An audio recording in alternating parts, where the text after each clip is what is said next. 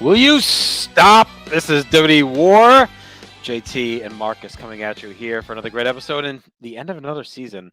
Mm. Crazy enough here, buddy. How are you?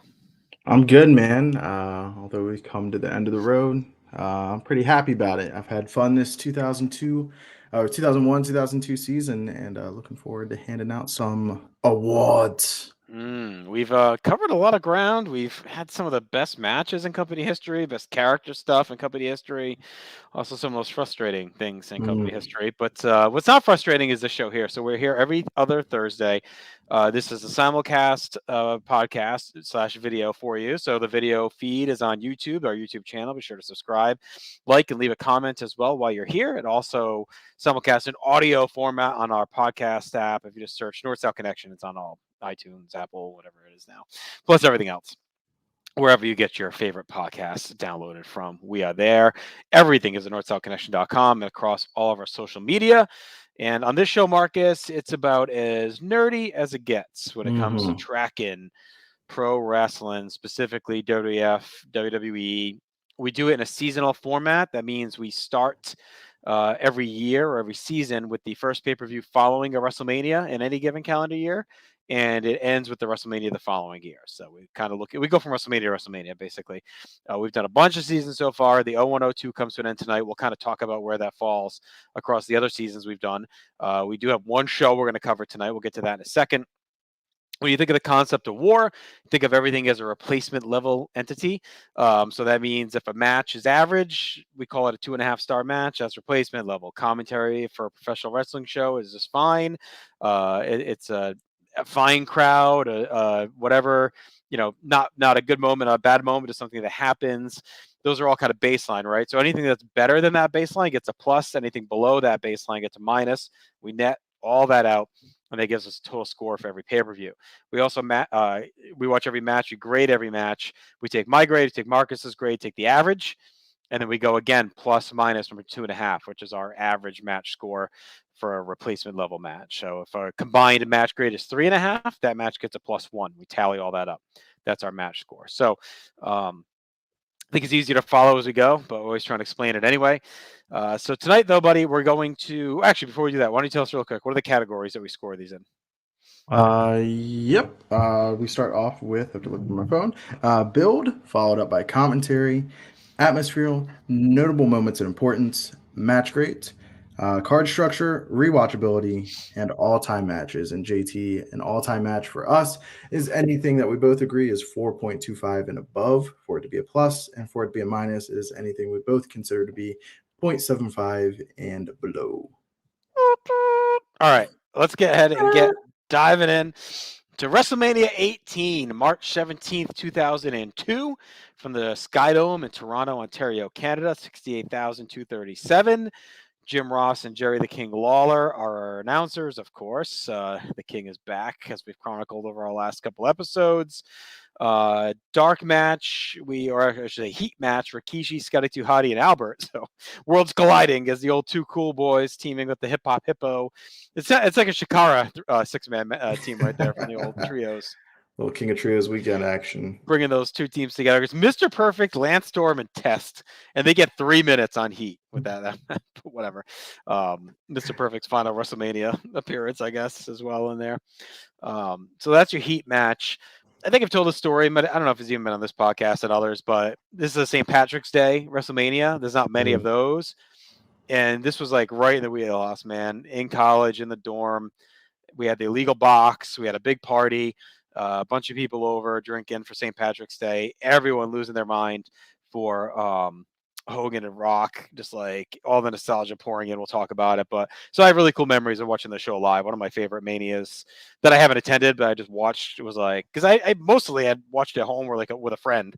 But to suddenly have like a dorm room full of a bunch of guys like losing their fucking mind, and being hammered for St. Patrick's Day was really, really a cool event. Now, do you like your WrestleManias closer to St. Patrick's Day or closer to like a late Easter?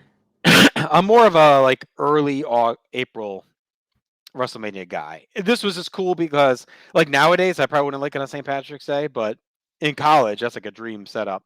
But I would say definitely more like first weekend of April guy for me. Give me like an April 6th, something like that. Hmm. Same. But yeah. All right, so let's dive in. We'll go through the matches and give our grades, and then we'll get into our categories. So our openers for the Intercontinental title, Rob Van Dam defeating William Regal to win the title. I like this match. I think it's well regarded historically as one of the better openers in WrestleMania history, one of the better IC title matches in WrestleMania history. It also ends Regal's brief run. We had the big series with him and Edge that we watched through. And this feels like a little bit of a consolation for RVD after really kind of being dropped out of the world title picture without ever having a shot to be the guy. I think we've beat that ad nauseum probably where he should have ended up at the end of 01. But I mean, opening the show inside the Sky Dome, winning the IC title, getting a big pop isn't like the worst consolation for him. And we're not going to be talking 02 right now. Eventually we'll get there, but really cool feud right on Mania for him too, involving the IC title. So I think it's as good a choice as any for him if he's not going to be involved in the main event picture. I think we fantasy booked this one quite a bit across multiple shows where he could have ended up, but I went 3.5 on the match. I'm with you. I went 3.5 as well. It is a pretty decent consolation prize for RVD, who kind of fits the mold of like a great intercontinental champion. Eventually, when we do cover 0203, look forward to see where he picks up. And Regal was, I feel like, the right guy for this. A good clash of styles, but they both somehow complement each other. I think like the snug, hard-hitting style. Both men were able to find a happy medium there. And it's only 6.5 minutes. Like, it's quick. It's a sprint, really. And it's kind of a nice bookend in a way to Regal Jericho, like the year before. Also opened the show with the IC belt on the line. Regal lost that one too. He was challenger, but so it's kind of cool that Regal kind of gets the open slot both manias in a row during the stretch with the IC belt on the line. So we have another title match to follow the Intercontinental title match, and that is for the European title, and it is DDP taking on Christian. I went with a war score of 3 for this match. Christian. It's me. Working his magic again. This was, I think, juiced up a little bit with WrestleMania. I think put this on any other card, it's probably 2.5. But I think with Mania, a couple extra moves being busted out and the atmosphere kind of boosted this up. I went 2.75. It was fine. It's a cool moment for DDP. His only ever WrestleMania match. He wins the title, so it's kind of a forgotten little moment, I think, for him. It's a bounce back. I mean, he seemed pretty dead in the water in the fall. He's doing the self-help gimmick. I hate this. I love Christian, but I hate this era of Christian. Like the long stringy hair, the crybaby stuff. This is during that where he's pouting, he's throwing a tantrum. I like him and Jericho as the year goes on, but then early 03 Christian again is kind of a mess. They're talking about it a lot in the Ruthless Aggressive podcast, which is every other Tuesday here. That's going through the Ruthless Aggressive era. And they're kind of in that time right now with Christian in the spring of 03 where he's kind of lost a bit. And it felt like that here too before they put him with Jericho or the Un-Americans and with Jericho. But it's more just like a moment for DDP. And it's cool too because again, it's almost like a little storybook moment for him. His only other WrestleMania was 6 when he drove Honky to the ring at the Pink Cadillac. That was also in the Sky Dome. So that was kind of a cool moment. I think they even mentioned it, that he was there last for that. So I do like that part of it, that there's a little storybook for DDP to get the win. And I'm glad he got the win over Christian here. So, all right, our hardcore title match is up next. Maven versus Goldust. This carries on throughout the night. It's kind of like a Piper Goldust from WrestleMania 12, where we kind of take a break. But this one we come back to multiple times. So it only goes 3 minutes. Goldust has all the gold painted weapons, which is cool. I think it's a good place for him to be. Like we talked about the fun match with RVD at No Way Out, but he's not going to do much more than that probably right now during this run. So I think sticking him in the hardcore and letting him just brawl is like a good choice. Spike Dudley ends up coming in, pinning Maven. This is still the 24/7 rules ongoing. So Spike leaves this match as hardcore champ. And then we end up kind of going all through the night with multiple iterations, right? And then I think Spike ends up leaving the night with it, right? I think Maven gets it back. Maven gets it back, right? Yeah. Maven hits Christian with the schoolboy. Right. So Spike comes out winning this, but all through the night we get multiple. We get Al Snow on the golf cart. Crash Holly's trying to do it. The Then Hurricane we comes get swinging in. yeah, Hurricane comes in and knocks him down. Mighty Molly wins it at one point, and then I can't. we kind of get that cool bump with Christian where he swings that half door and Molly takes a great bump off the door. So Christian has it for a minute in there, and then Maven ends up rolling up Christian as he's trying to leave to retain, get his title back, like you said. So I mean, all in all, I kind of just went like two, like for the whole thing, all night. Like there's some hijinks. I think again, hardcore is fine for Maven. He's not really going to do anything else at this point. He had the thing with Taker is going to be his highlight. I think that's obvious. I don't know. I think we got the team with him and Snow coming at some point in here, but whatever. Yeah, 1.75 for me. Yeah, it's cool to see Goldust, the golden weapons. I think you see Maven's greenness, which hard to blame him. He's Hmm. tossed in a spot. Pretty rough to do that. So, yeah, I enjoyed. If we were to rate the entire sequence of title changes for the night, I'd probably go a little bit higher. But our next match is Kurt Angle taking on that big red machine, Kane. These two had a feud.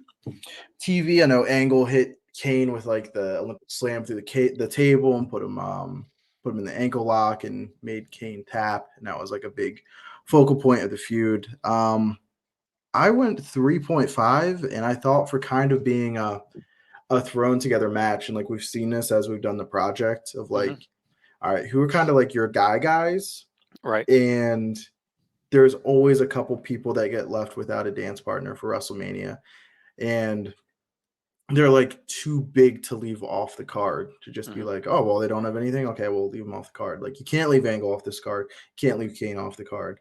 So doing a little program. This was a fine match to kind of up the stakes as the night goes on. And I went with a war score of 3.5. Yeah, me too. I think it's really more noticeable doing it in the season format like we do. Like how many guys have such a strong season up until the home stretch of Mania. Like it's happened every year where it's a guy, one or two guys that are dominant throughout August, September, October, and then suddenly come February, they're like persona non grata, right? Like a big one was 11-12, right? We saw that with a bunch of guys, and like suddenly you get to Mania and they're just jammed in. So this definitely feels like, I think it feels like a throwaway for Angle after the awesome year he had. And they're not like they're done with him. He has a great 0-2. It's just for whatever reason this month they were without an idea. I think they could have done Regal RVD. I mean Angle RVD and made it like a Mm, number one contender match or something like that. And I mm. almost think that's better than the IC belt for RVD. And it makes it feel like, oh, here are two top guys from the last season, like battling to see who can get back to the title picture. And then if you want to have Kane squash Regal for the IC title, whatever, maybe then or have Regal escape, cheat to beat Kane, and then RVD beats Regal the next night on Raw. Like you could do that, but I just think RVD Angle would have been fun. We never got them one on one, really, and it could have been like a real like show stealing opener if you throw that in the opening slot and just let them go for like 12 minutes or whatever. So I went 3.5 on this as well. Angle seals the win. What I do love about it, also I should say, is the Mirror Universe Kurt Angle tights. You don't get a lot. He's got the black Yeah. tights on, and they look awesome. So that was always one thing that stood out for him in this match. All right, up next is, I mean, a bit of a classic for sure. It's one that's always synonymous with this Mania, and it gives us two straight awesome Ric Flair pay-per-view matches. As The Undertaker defeats Ric Flair. The build to this was fantastic. It started at No Way Out with the lead pipe and all that. And it continued with Taker beating the shit out of David Flair. I think one of his rare appearances on WWF television. Beat the crap out of Arn Anderson. So like there was some really cool hype and build to this. And it continues Taker's renaissance. Like we talked about it at Vengeance, where he turned heel, beats RVD in that great hardcore match, has the cool stuff with Maven, had a pretty good match with The Rock, and now here he is, just like drunken badass Undertaker, having a bloody brawl with Ric Flair out of nowhere. Has just turned his career around completely after a very rough 01 and 2000, really. I mean, Taker from the King of the Ring 2000 till Survivor Series 01 is like probably the worst year of his career, I would say, when you factor everything in. And here he goes 18 with Flair, and it's awesome. I went 4 stars. It's got the all-time moment with the Arn Spinebuster with the perfect camera framing when Arn kind of sneaks in off camera and snaps Taker over with the Spinebuster. It's really also one of the first times they perpetuate the streak. Like I think they had mentioned it off and on before, but this is where he really does the 10 fingers for the 10-0 when he wins. So like this is the first time he's kind of calling it out as like, hey, I'm still undefeated at Mania. I'm fine with him winning, like with the push they're giving him. Flair losing doesn't matter really. So I think this is a really a very surprising classic that everyone holds a pretty good memory about. Yeah, 4.25 for me. I love this match. Flair catches some good color. Yeah, the pipe shot, like everything is just on the money. And this heel turn we've seen this season has totally rejuvenated Mr. Undertaker, or Mark from Texas. But yeah, he's been money since December. He's really raised his game up, and he's been freshened up. And also cool to see Flair, who was done, for all intents and purposes. What was the last great Flair match? 99, maybe? And now we've seen at the Rumble now and here at WrestleMania, like he still got it. Well, it'll be an interesting chronicle because Chad and I keep talking about this on Wrestling Warzone, right? That's our podcast every other Monday here, going through the Monday Night Wars. And Chad's always kind of said like 96, when he has a shoulder injury, is the end of Flair. Like that really was like the end of his career, like his great Ric Flair. So we're going to see a 97 if that holds. But I think you're right. I think his last great match maybe was it Hogan uncensored out of nowhere. That's It's like the one really, I like, really good. Yeah. Or the Super Brawl match. One of the two of them. Yeah, it made a Super Brawl. Is like shockingly good out of nowhere. And I would argue, yes, this is probably his next best like great match. Unless like he has that fun one. Is it like him and is it like Dusty and Dustin against like is it him and David? I forget who it is in that tag. Like that's kind of fun. Yeah. But yeah, I would say this is like I mean the Vince match was great too. So it's like they're back to back. Awesome. What was not awesome, I thought, was our next match of Edge taking on Booker T. And I'm not even mad about the Japanese shampoo commercial endorsement. It's whatever. But I went 2.75, and it just seems like Edge has been getting these opportunities this season. And he just, except for, a couple matches with Christian were okay, but like nothing exceeds what your expectations are. And this one I thought fell a little bit short. I know they're not, the spotlight's not on them. It's all about getting Edge to win in his hometown. But I went 2.75. Like it wasn't offensive by any metric, but kind of left you wanting more or just move on to the next match. 275 for me too. The build is whatever. I'm with you. It never bothered me. It's like with the Jericho spilling the coffee on like whatever. It's stupid, but it's like not offensive to me. But I do think I think Booker, is someone like Angle and like RVD that really had such a big season that by this point is completely forgotten. Mm-hmm. So I don't know how you get these guys into a better place on the card. Besides these throwaway matches, I guess they kind of harken back to the old days of Mania. We just got like Beefcake versus DiBiase, like two guys that are kind of upper mid card and nothing to do.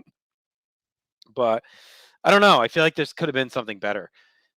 Is it like Edge and RVD against Booker and Angle in a hot tag maybe instead? Like maybe that give them like the combined time and let them just go balls out in a tag. Maybe something that works better. I don't know, but and I'm with you. Edge has not been super impressive yet with these chances he's had. I would say really since SummerSlam, the match with Storm was good. Mm-hmm. The ladder match with Christian we liked, but otherwise it's kind of been diminishing returns throughout the Regal feud. And now with Booker, but they don't necessarily get a lot of time either. Like this is really squeezed in. They get 6.5 minutes. I mean, they were kind of put in a tough spot anyway. So, all right. Speaking of this Mania card is such a mess. Like it's amazing how good of a Mania it is when you look at just how stuck together it is. But it's our two shirts: Stone Cold Steve Austin versus Scott Hall. The build to this is a bit of a mess, right? You got Austin locking him in the beer cooler, throwing the beer on him, peeing on him, whatever, all that stuff. It's really a throwaway for Austin, another guy who had an amazing MVP season, perhaps. We'll talk about awards later, but he's a candidate for sure. Hall at this point, one day years ago, he was maybe the straw that stirs the drink of the NWO, but here on this day, he's definitely feels like the third least important guy. And you have Steve Austin, who is your ace, fighting him like 5 from the top or whatever. Um, I can see why Austin kind of felt stuck a little bit by this point now when this is his big WrestleMania match after this amazing run he had. The match is fine. It went 3 stars, but I don't know. Like, I know a while ago we kind of had a group chat going about the show. We went through all these different permutations. Like, could you have done Austin and Rock versus the NWO? But I don't see a world where you want to fuck with Hogan Rock, right? So, like, that Mm-mm. has to stay. So, I don't know. I don't want to keep using RVD, but Austin RVD, like, that never had a settle moment. And what we keep hinting at is like our main event for the world title that's a match that didn't need to be for the world title, right?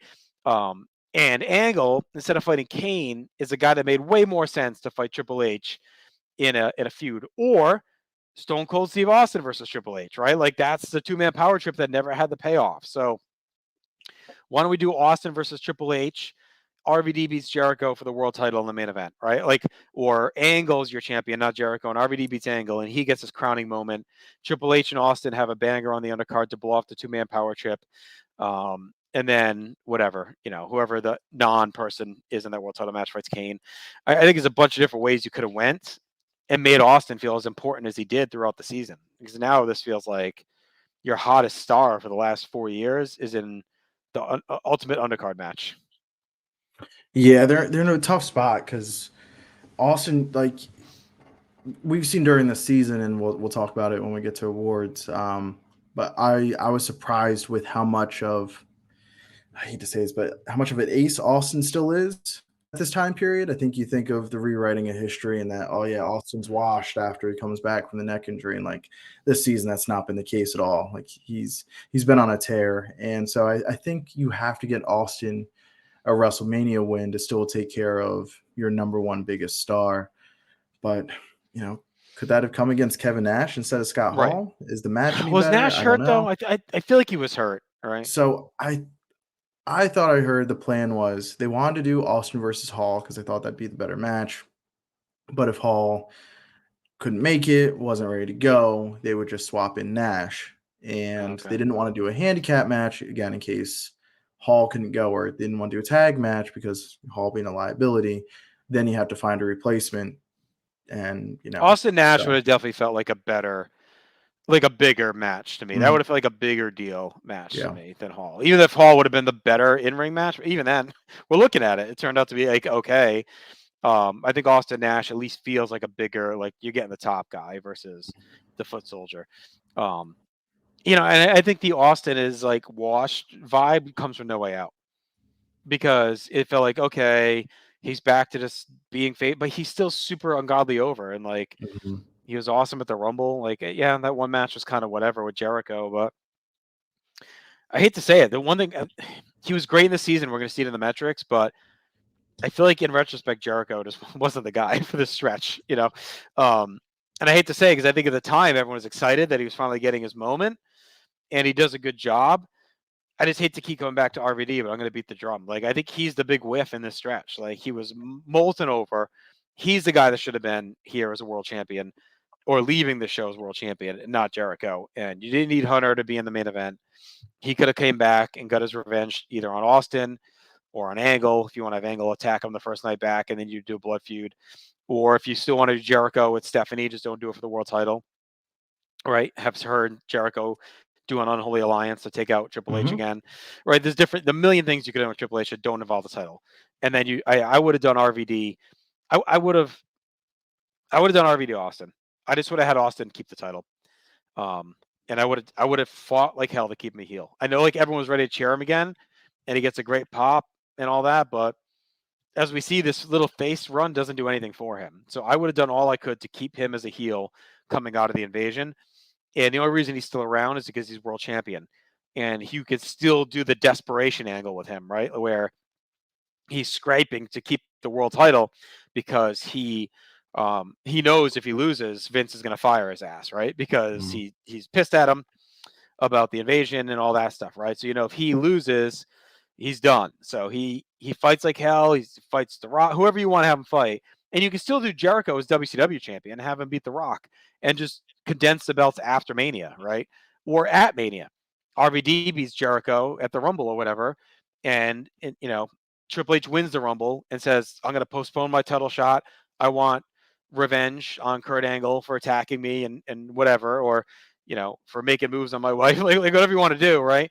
And then you do RVD versus Austin, title for title, and RVD leaves WrestleMania with both belts, and then Austin gets fired, but Flair saves him and brings him back to Raw with the draft, right? Like it's a ready-made story, and I think it's a way better March for Austin.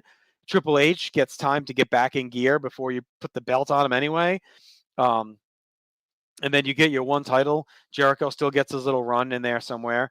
And RVD Austin to me is like the natural feud coming out of the invasion. That was like the big whatever.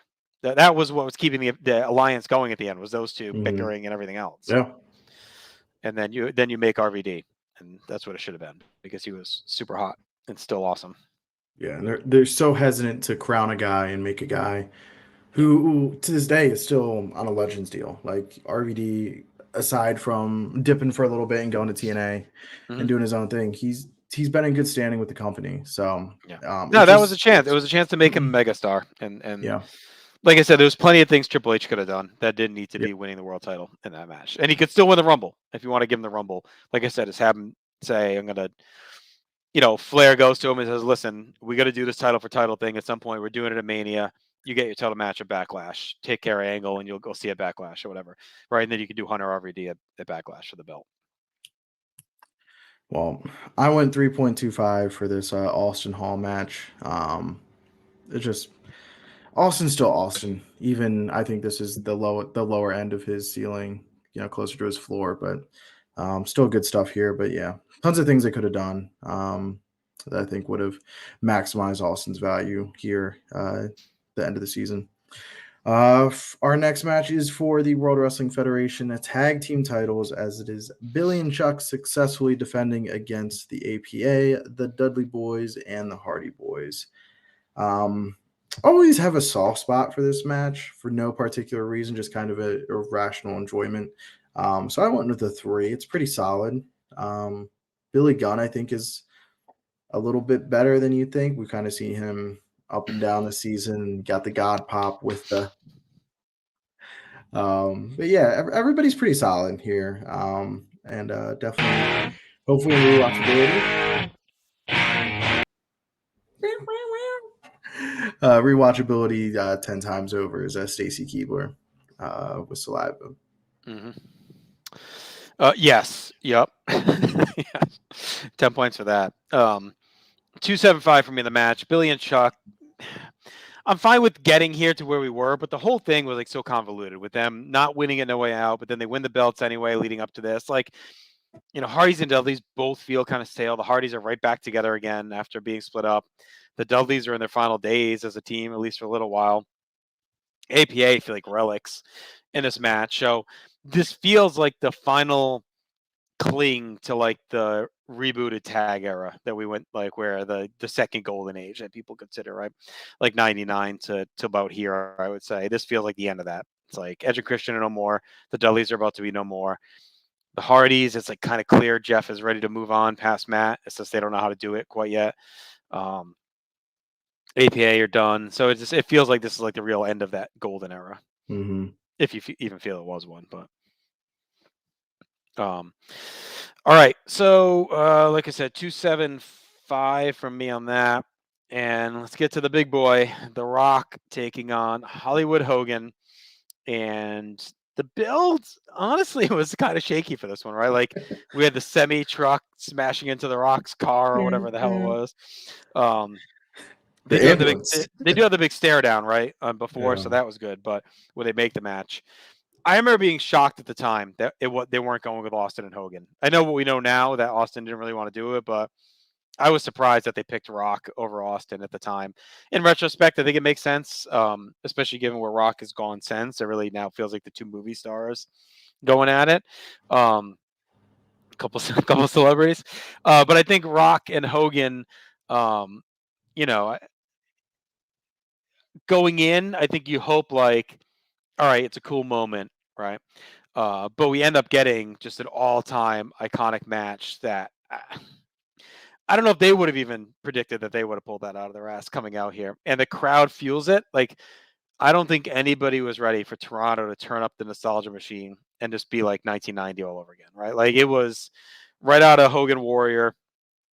In many ways, it's the um, godson of that match, right? Like in the Sky Dome, the two gods going at it, passing of the torch, the two legends. They really feel the moment. I don't think too many guys besides The Rock could have like audible the way they kind of do during that match and let Hogan become the face as the match is going on, and it feels seamless with the way The Rock works. Hogan with the broken rib, like gutting through it, was super impressive. And I remember everyone in my dorm watching drunk on St. Patrick's Day was pissed when Hogan lost, when he misses the leg drop and Rock hits the rock bottom, and that's it. Like everyone was on full on Hogan mania. And I do think it's right around here that nostalgia mania really takes off in pop culture.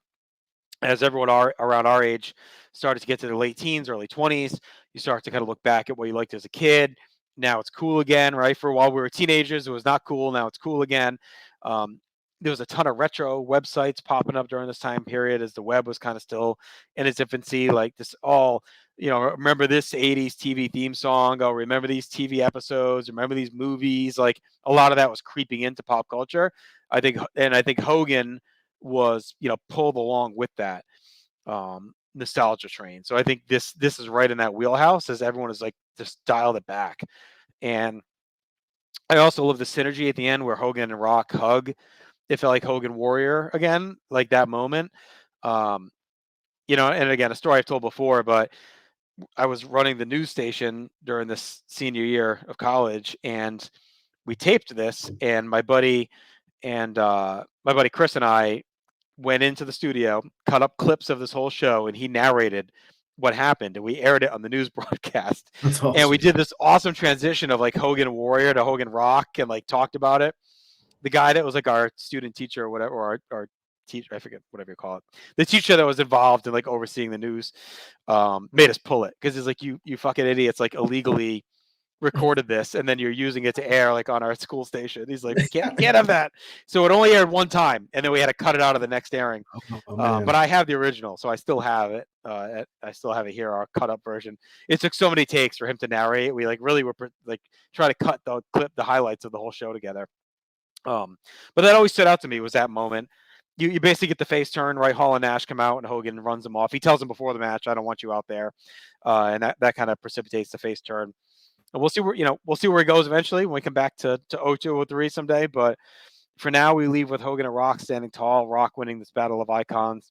It's a 5-star match. And there's no way. I don't think there's a way around it.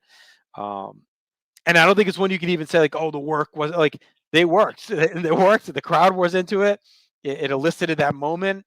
Um, yeah, I mean, I'm all in on it. I think it holds up tremendously, especially when you consider, just a year and a half before, Hogan was like the bane of everyone's existence for that group of wrestling fans, right? Everyone fucking hated him at the end of the WCW.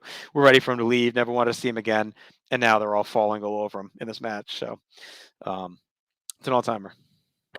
Yeah, I'm not going to be at the front of the line to praise Bad Terry, but I mean, he is in his bag on this night. I think you see what makes him one of the all-time greats, and I think the same can be said for The Rock, and it's their adaptability. The way, whether you believe it or not, whether they thought the crowd was going to cheer or what the split was going to be, or how the match was designed, they were in complete control, even if the crowd threw them a couple curveballs. They never looked out of control. They had the crowd eating from the palm of their hand the whole entire match. It's again, it's another clash of titans. You may not think of it as such with The Rock because he doesn't have that big, powerful style like Ultimate Warrior does, but it's the same. It's the same thing. The electricity, the way the crowd is eating out of the palm of their hands, it's it's a no doubter 5 stars for me. And they do work like you said. I think Hogan takes the 2 rock bottoms. You get the people's elbow there. It's just really good stuff. And then the ending, like you said, with Hall and Nash coming out, and you get the face turn from for Hogan, and we will see when we start 0203 how that plays out with Nostalgia Mania running wild, and how quickly they're able to pivot. And I think Vince gets one more fling with his his It's main like one time squeeze. they actually read the room and listen to the fans, and then Hmm. you could argue it was the wrong wrong call, but it's one time they actually were like, you know what, we got to hit it now while it's hot because this might be it. So, Yeah. all right. So what's All right. what's the poor cooler match here after this one? Yeah, definition. It is for the women's title. It is Jazz getting the women's title by defeating Trish and Lita. I went with a 2.5, especially considering what they had to follow. I don't think this match or any match would have stood a chance. The work's fine. It's replacement level. Considering what we've seen this season, I think it's on par with what we've seen since like Royal Rumble or so. So it's fine. It's just in an unfortunate position, impossible to succeed. Yeah, I went 2.25. I mean, it's kudos to Trish. Like 3 months ago is when she really kind of came up, surprised everyone, won the world title at Survivor Series for the reboot. And here she is in the women's title match before the main event at WrestleMania. So that's like a pretty big glow up for her. I do think she should have won. I mean, she's got the maple leaf flag. Like, I think it would have helped the cooler spot being stuck here. Mhm. Crowd's a little bit checked out. It's a tough spot. Maybe at least give the hometown pop and they wake up a little bit, right, for her. So I think I would have went with Trish winning here. So Jazz is victorious, and 2.25 for me. Brings us to our main event. It's Triple H defeating Chris Jericho to win the undisputed title, 18 minutes. I think this gets lumped in with the 7 or 8 bad idea Triple H main events WrestleMania history. It's the first one, but I think as a match, like it's fine. I think the story is fine. Jericho works the injured leg. The story of the match, I should say, the storyline sucks. We'll talk about that in a minute. But the story of the match is fine. He's picking apart the quad. They're working through it. Hunter fights off Stephanie, wins the match. It was just like they had no fucking chance after Hogan Rock, and I don't even blame them necessarily for going last because I don't know if anyone would have known Hogan Rock was going to be what it was. I do think I would have thought about it a little more deeply and said, listen, Hogan's like always like godly over in Canada, and The Rock is our biggest star right now. Like we probably should close with it, but I get them. They had never not closed with the world. Well, I guess 8, right? Is 8 the only one that never closed with the world title when the world title was defended, right? So, Yes. well, yeah, I know. Yeah, our producer Tim Besides says one, one, but but yeah. the title wasn't on the line. My point is the world title when it's been defended has always And closed, except for 11, 11. 8 and 11, right? Okay. So there's precedent then. Like Hogan Rock is a big enough match on the LT Bigelow scale that it should close. So I don't think anyone could have expected Hogan to be what it was, but I don't think I would have taken that risk. And if you're Triple H, you're reading the political leaves. It's like, okay, I should be in the main event. I just won the Rumble. I'm going to win the world title, but my match may be better received if it's in the middle of the card, and not being stuck, 20 minutes after Rock Hogan. So it's hurt by that. The storyline is terrible. They completely neuter Jericho coming into this. The feud becomes Triple H Stephanie. Jericho's dog walking, that runs the dog over, whatever the hell it is. You get the whole thing with the wedding. Lucy. Yeah, it's just it's not a WrestleMania main event storyline. It just isn't the way they go about it, which is why I still think it should have been Hunter versus Angle in the big blow off. Like just have Angle attack him at MSG, eliminates him at the Rumble. Even you could have done that if Hunter doesn't win the Rumble. you could call back to Angle, putting the moves. I never forgive you for making moves on my wife a year and a half ago. It's led to this. Like, this started our problems. Like, right? You could bring stuff into it, and then that would have just been better use overall. But either way, it shouldn't have closed the show. But as a match, I think it's fine. Like, I went 3.5. Like, I think it's a very good match. I just think they're in an impossible spot by the end of it. Yeah, or like even if you need Triple H, you need to give him something extra if he's not getting the title. Like have him slay both Angle and Jericho in a triple threat match. You know, before we gotta smash them, stack them. Like Mm-hmm. pedigree to both or whatever. This I feel like if you've seen this match, you've seen the ceiling for like the Triple H main event style match, and I went 3.25. And I think there are better ones out there, but I think post quad injury, this is his formula of match, and it's slow down, work holds, tell a Mm-hmm. story, all that good stuff. But like we just saw the best story of the night be told, like you said 20 minutes ago. So yeah, it's 3.25. It's a fine match. It's a good match by our metrics, but it's not the exclamation point you'd want to close out a WrestleMania with. Right. And I think what makes it almost even worse in retrospect is he doesn't learn his fucking lesson at WrestleMania 25 with Shawn Undertaker, like a few matches before him again. Um, I think that See, one's a little more defensible because yeah. Triple H Orton was a hotter feud, and I think Mhm. if that match is just done differently, it's okay. But you Yeah, think you I'm would have in looked I'm in back. defense of that match closing. Yeah. I think Shawn Undertaker was a perfect attraction style semi-main event match, but this one Rock Hogan, this was a no doubter. This was Albert Pujols, prime of his career, turn on one for 754 feet. Like Right. this one was gone, so there is no doubt about it.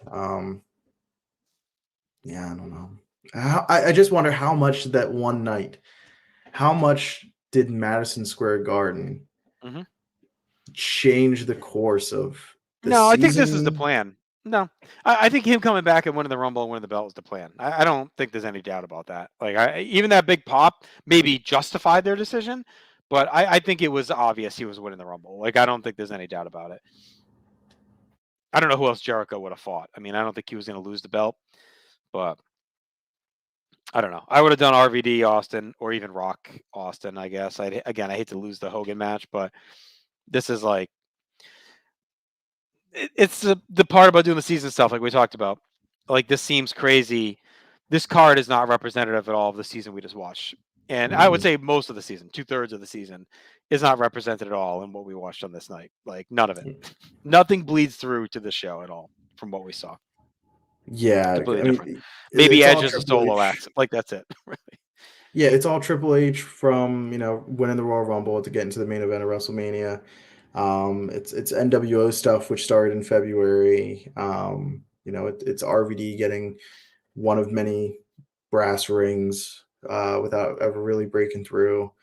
Um, Yeah, it's not reflective of the season. I feel like we really, I'll say peaked. We'll see.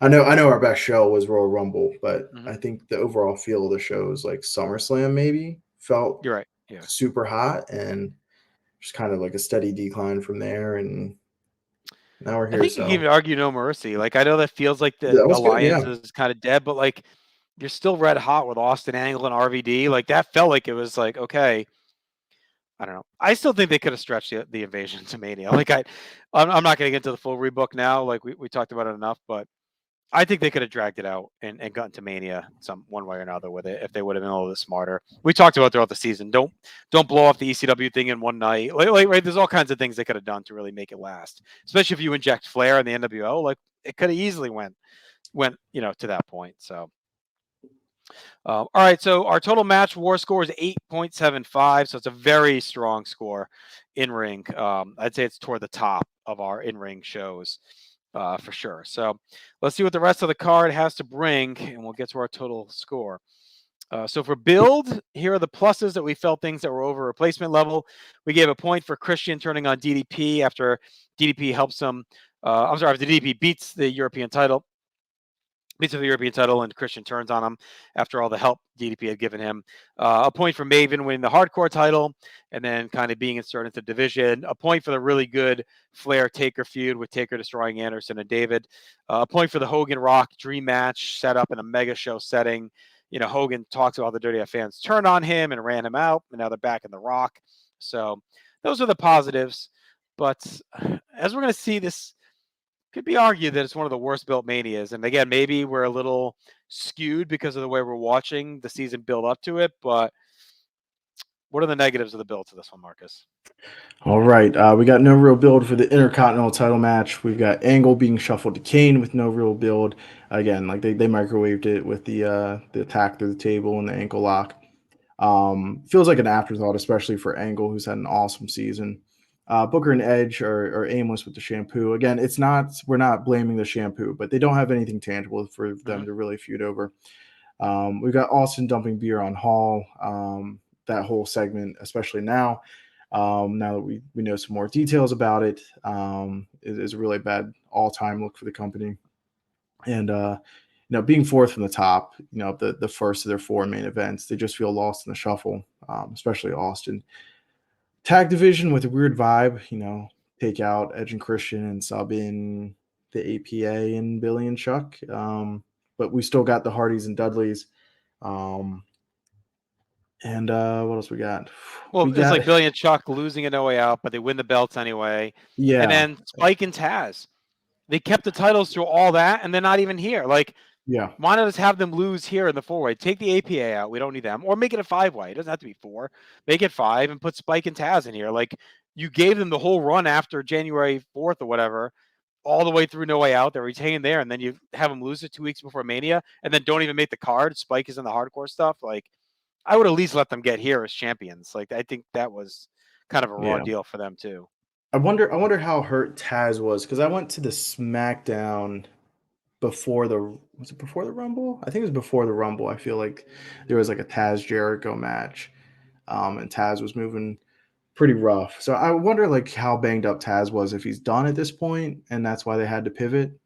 But yeah, but he can't. You're telling me he couldn't last 2 more weeks and stand in the corner? Like, at least let them come out with the belts at Mania. You know what I mean? Like, I'm not saying he's gonna go out there and work a 20-minute classic. mm-hmm. Like, just let him stand on the fucking apron or whatever it is. But at least give him his Mania moment as a tag champion after you put the belts on him during that whole stretch. Anyway, good. We got more. Yeah, we got more. We got the stupid Mack truck attempted murder of The Rock. Once you got that stare down with Rock and Hogan, you don't need anything else. No. But they try to sports entertainment it up with that attack. We got Jericho being relegated to Stephanie's B word and dog murderer after being mortal enemies all season. Let the boobies hit the floor and all the derogatory comments, Jess. Yeah, it's like we're 3 months after all that, and Jericho and Stephanie are buddies. Like, it's I don't know. We're so far what this should be. We're just so far off of what this should have been by this point. And they're united by their hate for Triple H. Like, and they can hate Triple H without being united. They should have been banging. Like, let's just say what it. Like they should have been Angle. It just should have been Angle, yeah. Because him and Stephanie at least have a history together. That's what I'm saying. Like, just do Triple H Angle on the undercard as like a blood feud. You know what I mean? And he can again bring back the Stephanie Angle love. It's established canon, not from that long ago, that Angle had eyes for Stephanie. Have them start canoodling when Hunter's out, whatever, and that's it. Hunter comes back and is like, "We're done. Like, we're done with this love triangle." So -2 for Triple that. H be vulnerable or relatable. Yeah, of course. Can't have that. But yeah, we went -2 for that one. And I forgot. We should have went -1. They have the attack with Austin. He gets like the cinder block to the leg, and then I remember the next week they taped the wrong leg. That always stuck out to me. It's like I think he was at that on his right leg, and they wrap up the left leg. I was at that Raw with the cinder block attack. That was in Providence, and it tells you how like forgettable that build is. I always forget that I was even at that Raw with that. That's the only time I think I ever saw Hogan live, maybe, or at least like the NWO was at that Raw. Mr. Perfect was on that Raw, so like it was kind of a cool one to go to, but I have very little memory of it because it's such a forgettable time after such a good season. So that's a -4 overall for build. So it's for what's considered a pretty good Mania, and we're gonna see it's gonna finish well, obviously for us, but like the build is just a mess. They really got lost in the build to this. All right, let's go to commentary. We gave a point for JR noting DDP was at WrestleMania 6, a point for them. Both doing a really good job rising to the moment. There was no Mania jitters creeping into the commentary, which we've seen in past seasons. So I thought they did a good job. We gave a point to King. He had a really good line. He goes, "Just what you need, another cheeseburger," to JR. A point for JR, just really being in his bag with a support for Flair, getting his digs in on Booger Red. That was good. A point for a good discussion. A point for a good discussion on Edge's journey from WrestleMania 6 to here. They talk about him being in the crowd in Skydome. There's a lot of synergy between 6 and 18, which I've always liked. A good point, a point for them doing a good job laying out what Hogan and Rock means all time. They lean into the crowd turning. They don't hide from it. They call it out. And then a really good point, a really good job by JR. A point for this too.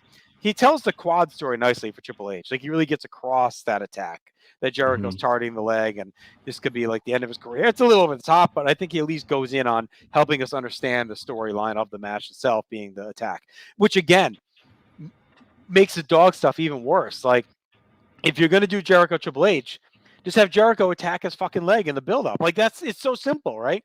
He takes a shot at his quad with a bat or something, and now it's like, can Triple H make it to Mania? It's like it's right there for them, and they just over-engineer all of it. Yeah, or even have the walls of Jericho, which is what they blame the injury on of making it worse. Like you don't need Lucy to get ran over. And yeah, JR is on hard sell mode during that whole Triple H Jericho match. For our minuses, we've got quote, and here is that red hot group drowning pool from JR. It just sounds so uncharacteristic. The red hot group. It's like he's introducing the California Raisins or something. Like in a yeah. And now the red hot musical act, The Drowning Pool. It's like a fake TV band. Yeah. Horny King moaning and yelping during Hurricane's broom erection, which segment, it always comes on at like the worst time. Like whenever I'm watching this WrestleMania, like somebody else walks into the room and I'm like, oh my gosh. I hate that segment. King's stupid comic routine takes away from the gravity of Flair's beating and really the whole storyline. He's just too many digs. You can tell they're being fed to him. We got JR's hyperbole in the main event, again, way over the top, talking about this being Triple H's last match and, the end of his career and, how he's going to go out fighting. It's a bit much, but if you're a sucker, it kind of cancels out each other. Like I thought he did a good job telling the story, but then the hyperbole and over the top of like he's on death's doorstep was like a little too much, And when he wins the title, I mean, you would think that Triple H like overcame the loaded Gucci bag the way that he's screaming, Triple H is down and back out. He's on another level. All right, so that nets out to a +3 for commentary, which honestly, with King back, that's maybe best case scenario. Like it's a miracle. They've had way worse with since King has taken over Heyman. All right, here's the big dog. Let's get to atmosphere. We give a point for the St. Patrick's Day Mania. We talked about that. A point for the use of Superstars, one of the theme songs, which was a great one for this Mania. A point for the strong opening video packages, highlighting the importance of Mania. The top matches was really well done. A point for the Sky Dome, just looking fantastic. It looks like a Mania venue. Mm-hmm. A point for the big pop for RVD. A point for Goldust with the gold weapons. A point for the great heat for Kurt Angle. Just the crowd. He's still super over. A point for the Mirror Universe black tights of Kurt Angle. A point for the Rob Zombie Edge entrance. A point for Austin's huge pop for everything we talked about. He's still got a massive pop coming out. A point for the Saliva live performance of the Dudleys going hard. And then with Stacy, of course, dancing in the camo was top-notch WrestleMania content. 3 points, which is our max that we give out for the all-time crowd for Hogan and Rock. To start to finish was fantastic. A point for Trish in the sweet-looking maple leaf gear. A point for Drowning Pool playing out Triple H for his entrance. And then a point for Steph. That red hot group. Yes, the Drowning Pool. And then a point for Steph in the aqua bodysuit. Giving Stacy a little bit of a run on this night. She looked fantastic in the aqua. Yeah, a lot of all-time looks on this show from the women. For our minuses, we've got the opening with the long saliva performance of Superstar instead of America Mm-hmm. the Beautiful or Canada, since we're in Canada.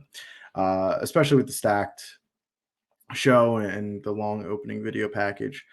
We got the crowd being crushed and dejected as Rock finishes Hogan with the multiple rock bottoms. It feels like the air from the crowd is being driven out with each rock bottom.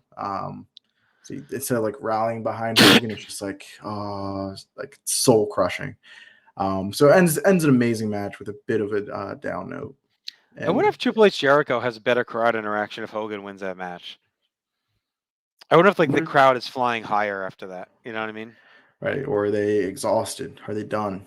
Like that's the last thing I they're mean, they're gonna done cheer either for. way, so maybe that would at least like Yeah, carries over the vibes instead of being deflated a bit.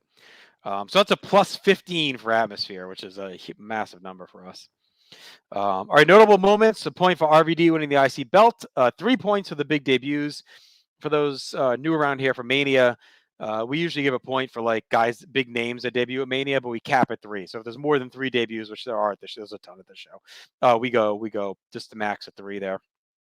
We gave a plus 3 though for Hulk Hogan's first Mania match since 1992. It's a big fucking deal. Like whatever you feel about Hogan, whatever he felt like at the time. I mean, it's the biggest star in company history at that point, coming back for WrestleMania. You never thought it was going to happen. You figured him and the WWF were done forever. He comes back and has a monster WrestleMania appearance. It's a 3. A point for Scott Hall's WrestleMania return after 1995. A point for the hardcore title changes with Maven returning back on top. A point for Flair making his return since 1992. A point for Undertaker going to 10-0 for the streak. A point for the only NWO entrance in Mania history. Like I think that's like wow. a notable, a notable moment, right? That NWO WrestleMania. Yeah, not counting the Dudes Rock run in at WrestleMania 31. Right. But that's Yeah, not a real NWO yeah, no, entrance it's with not a the real black one. and white and all that. A point for the Outsiders turning on Hogan. 3 points for the Hogan and Rock stare down post match embrace, calling back to WrestleMania 6 was awesome. And a point for Triple H winning the undisputed title and pedigreeing staff. And this card, I don't mind overloading on Hogan Rock because it's like a top 5-10 match of all time. So to me, Hmm. it's worth all these. Boom, 3 here, 3 here, 3. It's Yeah. like it's an all-time match. It's the biggest match on this card, one of the biggest matches in history. That's what our show does. It heavily weights moments and importance and atmosphere, and like this is one of the biggest across the board with all of it. Yeah, and it's such a great match. I think whether you watch it in a vacuum or you watch it in totality with the whole show, whenever you watch it, it makes it feel like like the whole night built up to this, and it makes everything you just sat through like even better. I feel like it boosts everything up. For our minuses for notable moments and importance, we got Angle, Austin, Booker. Feel like they're forgotten WrestleMania losers after after being big time players all season. So we went -2 there collectively. We've got the official end of the golden era of tag team wrestling that started in October '99. We got the Big Show slumming it around WWF New York. He's such a waste at this point. Probably better than having him on the show, at least in a way. Yeah, But yeah. still, yeah. And we've got Trish losing in her hometown with the local gear on. That made So it's still a plus 12 for moments. I think we could add an RVD to that Angle Austin Booker group as well. Even though he wins the IC belt, it still feels like he should have been more. So all 4 of those guys were major components of the whole season. Just felt lost come Mania time. All right, so we talked about 8.75 for match grades. Let's get to card structure. We give a point for starting hot with RVD, a point for stacking the high energy, low card workers early while the crowd is revved up. So your DDP, your Christian, your Maven, like get them out of there, out of the way early while the crowd's into it. And we gave a point for the 24/7 action all night. Kind of gave a fun, chaotic feel throughout that. mm-hmm. Something that you could cut to that was fun to watch and makes it like, okay, while we're watching these matches, this chaos is happening backstage while these guys chasing each other for this belt. So. For our minuses, we've got booking a WrestleMania show with an inconsequential Austin match. Not closing with Hogan Rock. We went -3. That's an It's an all-time all-time boo boo. decision. Yeah. Sticking the poor women in the all-time cooler spot. The tag match being given more time than needed at that point on the show, and it should have been quicker, maybe with the weapons, some type of sprint that we've seen the Just do tag another teams fucking pull off. TLC. You could have done that too. Put Spike and Taz in there, make it like just do another TLC. Like that's been your 3 year. You want to end the tag golden era, how it started. We started with the ladder match, right? If you want to even say WrestleMania 16 was the beginning, not No Mercy, you could say that.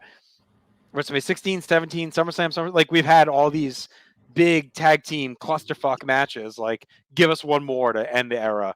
Hardy's, Dudley, Spike and Taz, Billy, like let them just go out and kick the shit out of each other in like a crazy match. I'd rather even take like a tag team battle royal, like just get as many dudes in Right. there as you can, and you Well, you narrow could have it put Perfect the down. Boss. Team 91 could have been in there. You could Yeah, have put the Hip Hop Hippos in there. Yeah, those guys that could have stuck in. Show could have give him a partner. get your Where's WrestleMania battle royal. Tajiri? Was he hurt? Like he's not even on the show either. So I looked up because I was wondering the other night, like Tajiri just kind of like disappears after December. Yeah, Is after Survivor Series, like he's really not around. So I wonder if he was maybe it was banged hurt. up or something. I think is you could do even Tajiri and Big Show. Like could have been a team or whatever. Like what I think didn't they team in one of the pay-per-views somewhere? So They did, yeah. all right, so -3 for card structure. Rewatchability is going to be a bunch here. Obviously, we give a point for the cool touches with WrestleMania 6 and 18 melding together. We didn't talk about this, but it's an all-timer promo with The Rock and Jonathan Coachman, where he makes Coach get down on his knees and pray, and Coach says, "What up, G?" And then Rock tears his shirt to mimic Hogan. What up, G? That's a great promo. A point for Arn's classic spinebuster, super rewatchable. A point for Undertaker. He punches the ref after the bell for no reason. Just slugs him in the fucking face. It's such a great heel touch. Just no reason to punch him, but he does. A point for the Access video recap. It was actually really fun with the fans and the stars. Booker T's beating up some kid playing SmackDown. So it was just kind of a cool time capsule of the era.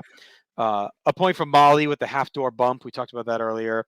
A point for Hogan calling Rock meatball as he's beating on him. It's kind of a cool Thunder Lips callback. It's almost like Hogan blacked out and is mixing up Rock with Rocky as he's beating the crap out of him. Come on, meatball! So that was cool. And then a point for Rock, just effortlessly switching his offense and going full heel as the crowd starts to turn them throughout the match. Just something you're not going to get out of, especially these days, but out of many wrestlers that in that stage to go off script with 60,000 people in that big of a match and just like smoothly just oscillate your positions. Like it's not easy, and they did it effortlessly as you could do. Yeah. For our minuses, we've got Christian's terrible mimicking of DDP with the smile. We've got Christian's tantrum as well. A lot of long live music. I could have done without Tear Away by Drowning Pool. That's the one that I would have took away because they end up doing Triple H's entrance. So I feel like you don't need to see them twice. And then you got the Hurricane barely touching Spike when he swings in with the rope. It's a cool idea to make him do like the superhero attack, but like he barely breezes by him and he beats him. Yeah, and I would have thought that would have been a pre-tape so they could actually like hit the shot right, but hit him with something. Just like come in with a chair or whatever you're doing there or something, So that's a +4 for rewatchability. We only had one all-time match. It was Hogan Rock. Flair Taker just came up short because I went 4 on it. That was close. No bad. So that gives us a total war score of 36.75. So Marcus, that puts it as our 5th best show of all time, just nudging out over Rumble 05 at 36.5. It is below SummerSlam 1999 at 38.25, which is tied with SummerSlam 1992 at 38.25. So it's nestled in there nicely as our 5th best show. I don't think it's a surprise. I mean, I think it's a lot on the back of Hogan Rock and also the crowd. Like the big categories were atmosphere and moments, just crushed it. So I don't think there's like a bad case for it to not be a top 5 when you look in the construct of our setup. I think on most Mania lists it's probably more in the middle.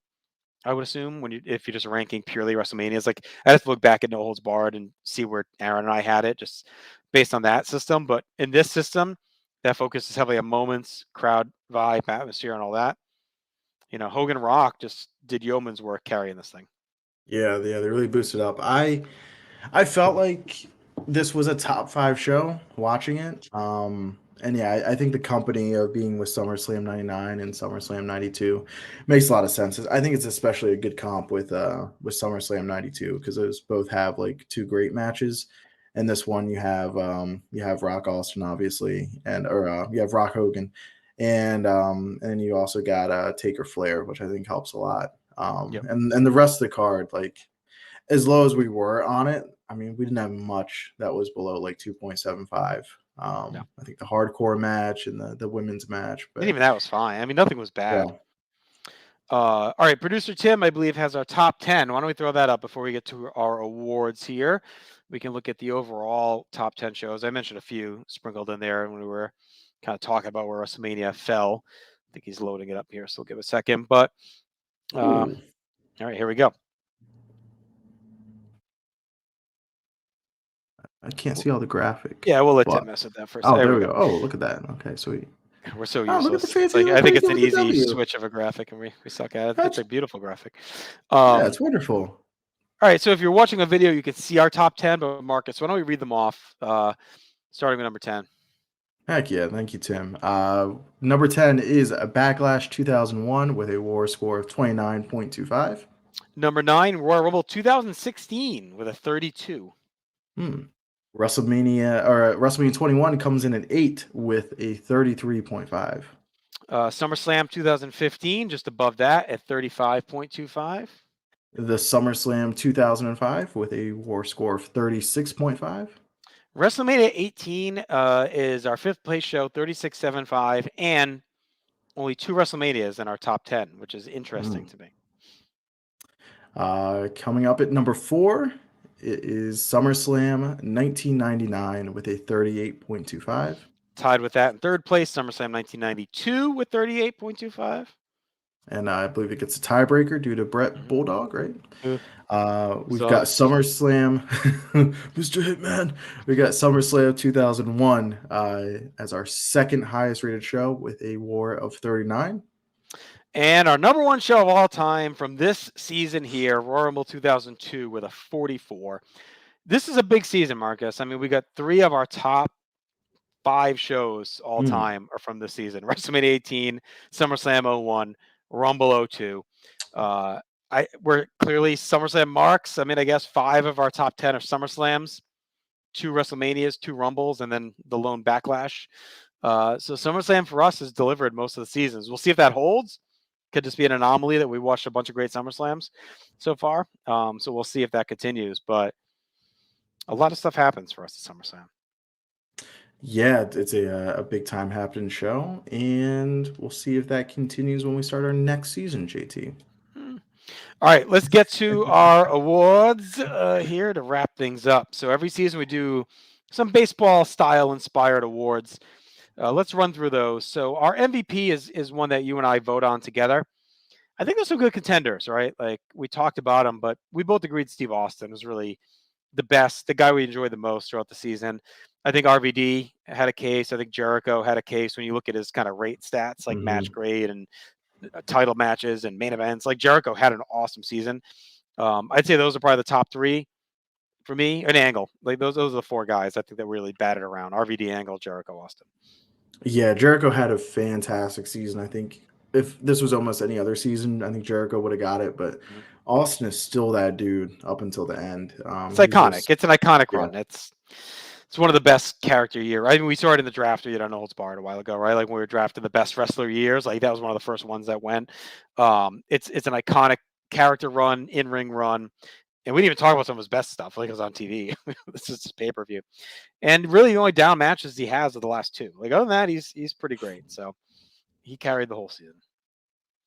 Our Silver Slugger is the highest average match grade, minimum of 3 matches. And for us, that was The Rock at 4.14 average score. I know Chris Benoit was close, I believe, to being our top guy, but The Rock and Shane McMahon actually finished with an average score of a 4. So Rock and Benoit finished just below The Rock. Benoit and Shane finished just below The Rock. Kurt Angle, if you round up, he was pretty much at a 4 as well. Austin right below him.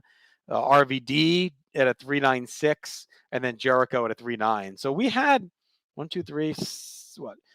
8 guys, 7 guys that were like a 3.9 and above average match grade, which is probably got to be one of our highest seasons so Yeah, far. I think all but this season and 2 others that would have been good enough for MVP. Mm-hmm. That's yeah. So a very strong in-ring year, and all those names you just listed, including Shane.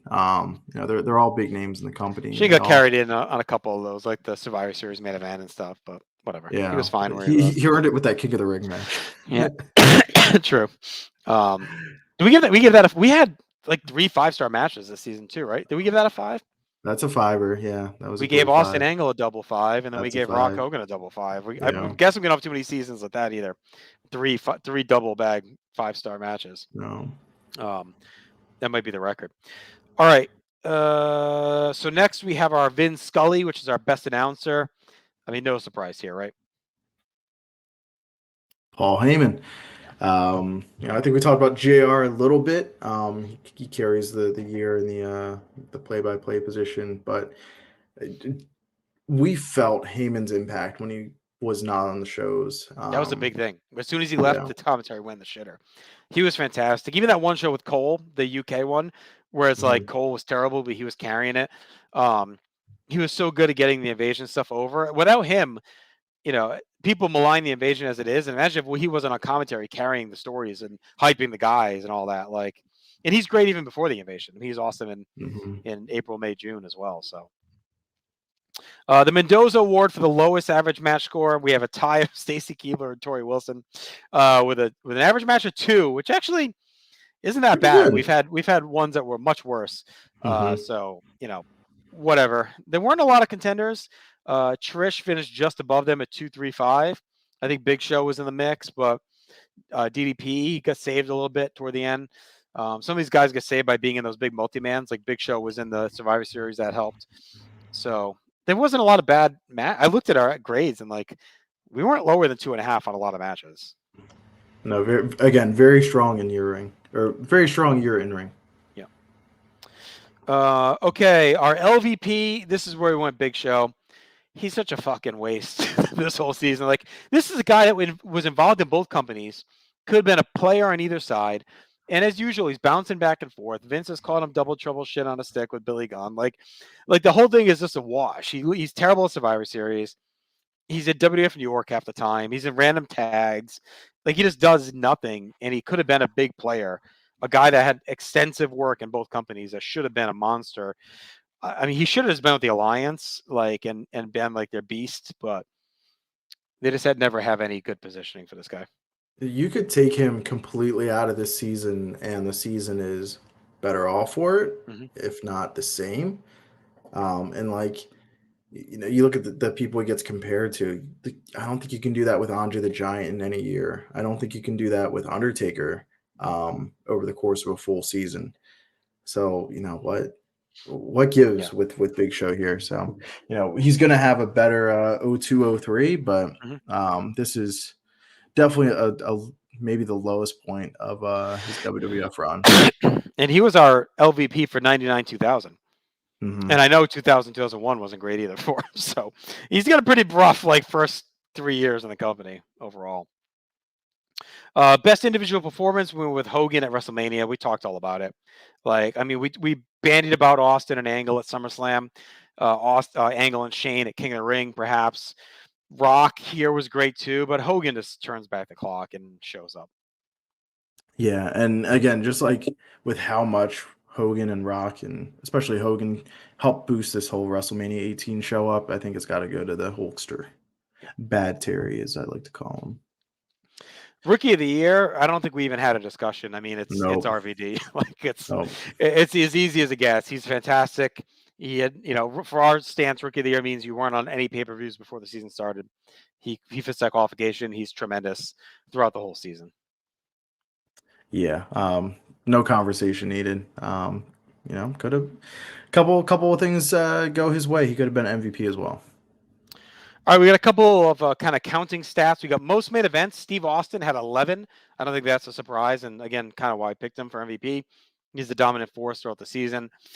Chris Jericho had the most wins, 10 pay-per-view wins in the season. So he has a great season. Like, and it's not just at the end where they finally give him the belt. I mean, he's stacking wins even leading up to that throughout the year. So most title matches was Austin as well. He was in 10 title matches. And obviously, again, it's his season. Most matches lost was Jeff Hardy. He lost a couple to RVD, lost a bunch with the Hardys, had a kind of a down year. They lost almost every match they were in as a team. The only one he really ends up winning, I think, is against Matt when they fight at Vengeance. So, Vengeance, and there yeah. might have been one where the Hardys win somewhere early, but otherwise a down year. Yeah, sneaky down year for both Hardy boys.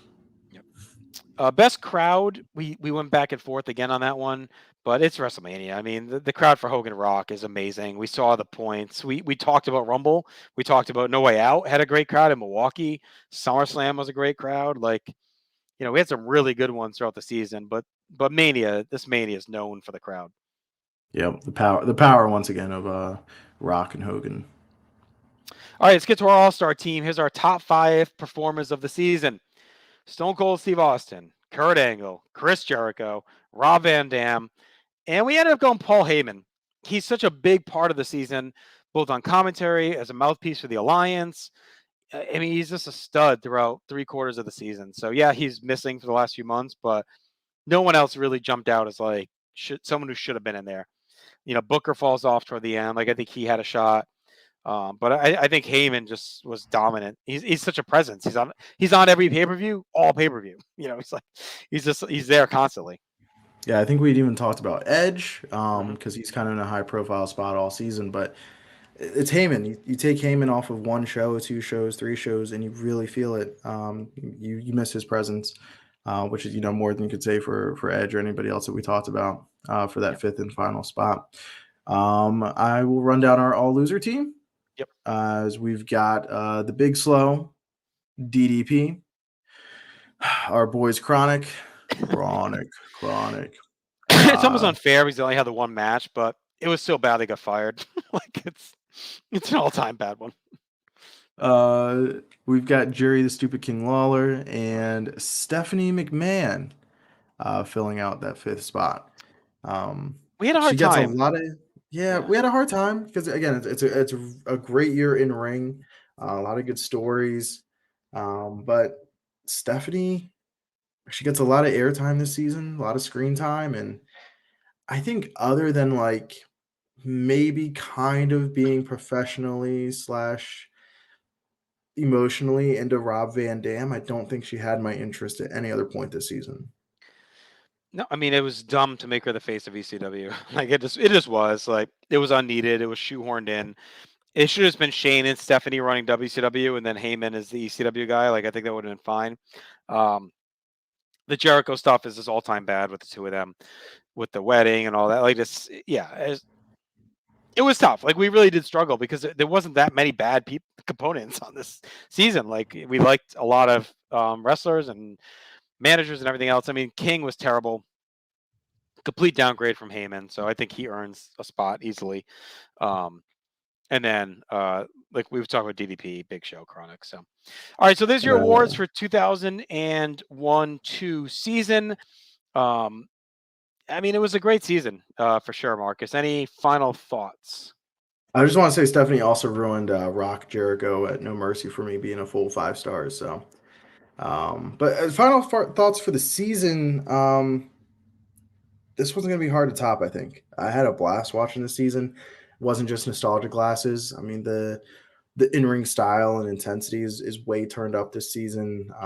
They lose their way a little bit after January, but they still finished the season pretty strong with the top 5 show for us. All-time match with Rock and Hogan. And you can see, I think you can see things starting to unravel a little bit in the fabric of the company, and it's going to make for whenever we get to it a pretty interesting 0203, or as Jake's talking about on the Ruthless Aggression podcast. He's covered that year already. But yeah, I had a blast. I really liked it, and I think it's going to be hard no matter what season we pick next. It's going to be hard to follow up the season. We had 14 shows, which is pretty high for that era because of the 2 UK.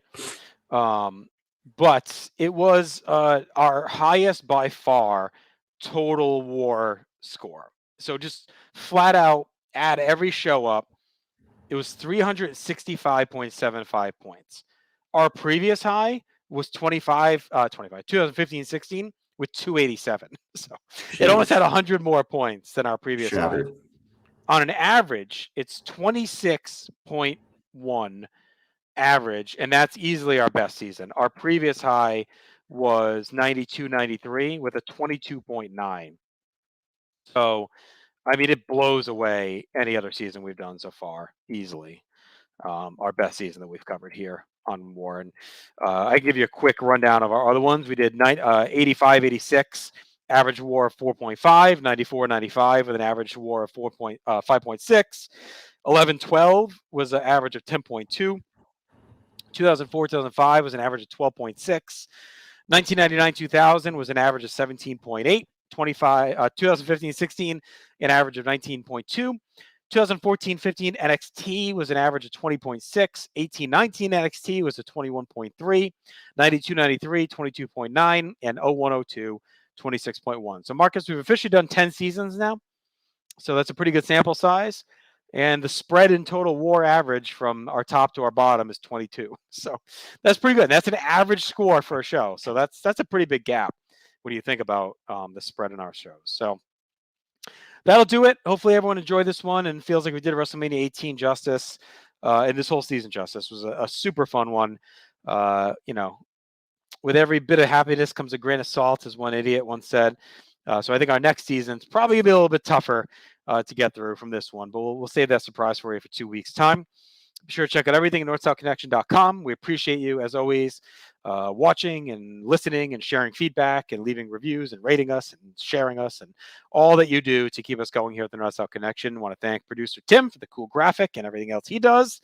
Until then, continue to live your life above replacement level, and we'll talk to you soon.